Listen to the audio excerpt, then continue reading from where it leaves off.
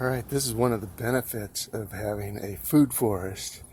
This is a nest made by Oriole birds that come in from the tropics of Mexico every year. They weave this intricate nest into the bottom of the banana leaf and lay their eggs and raise their young. But they're absolutely beautiful birds, as you'll see from the photos that I put up. But anyways, I read that people do a lot of things to attract these birds into their yards, and I didn't do anything. I just had a food forest.